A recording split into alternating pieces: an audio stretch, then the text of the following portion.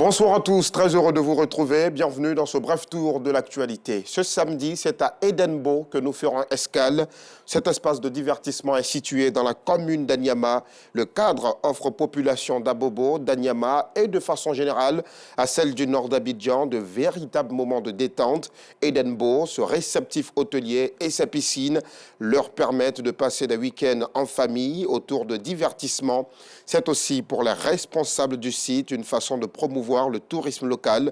Georgia Tido Fofana et Kader Bachil y reviennent. Leur reportage est à voir à 19h30. L'actualité, c'est aussi le lancement du Hajj 2023. Cette année, ce sont 10 000 pèlerins ivoiriens qui accompliront leur devoir sacré en terre sainte d'Arabie Saoudite. La Direction générale des cultes, le commissariat du Hajj ont procédé ce samedi 24 février au lancement du 5e pilier de l'islam en présence des ministres de l'Intérieur et de la Sécurité et des Transports et pour permettre à un plus grand nombre de fidèles musulmans ivoiriens d'accomplir ce rite. Le président Alassane Ouattara maintient la participation au Hajj à 2 millions de francs CFA. La précision de Parga Sorokone d'Emadongui. 7 000 places contingent étatique et 3 000 places opérateurs privés. Ce sont au total 10 000 places attribuées à la Côte d'Ivoire cette année pour l'accomplissement du pèlerinage à la Mecque, 5e pilier de l'islam. Le coût du Hajj, lui, est maintenu à 2 millions de francs CFA et les frais annexes à 161 000 francs CFA, soit un total de 2 161 000 francs CFA. C'est ce qui ressort de la cérémonie de lancement de l'édition 2023 du Hajj organisée par la Direction générale des cultes et le commissariat Hajj. Profitant de l'occasion, le représentant du président du Conseil supérieur des imams des mosquées et des affaires islamiques en Côte d'Ivoire, a invité tous les acteurs impliqués dans l'organisation du Hajj à plus de responsabilités dans l'encadrement des pèlerins.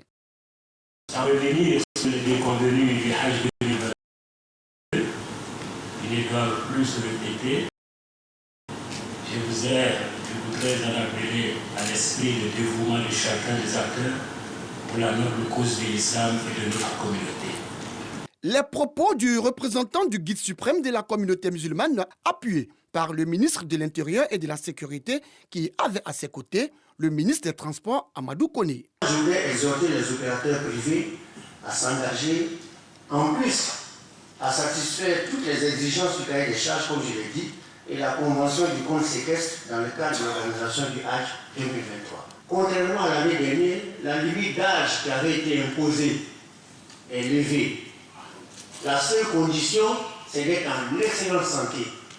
Toutefois, ce qu'il faut savoir, c'est que les mesures concernant les vaccinations restent en vigueur.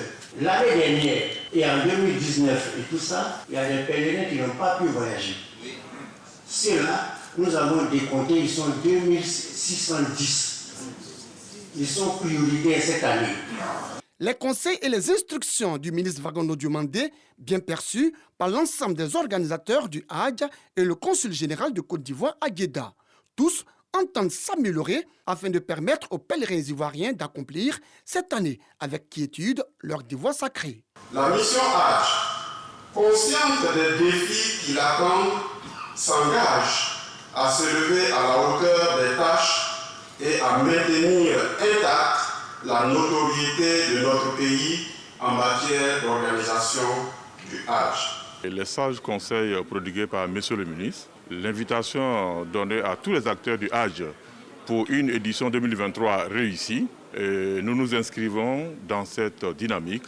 À l'issue de la cérémonie, le ministre Vagondo Diomandé a informé l'assistance que les consultations pré-pèlerinage cette année débuteront le lundi 6 mars et les inscriptions, elles, sont fixées au 8 mars.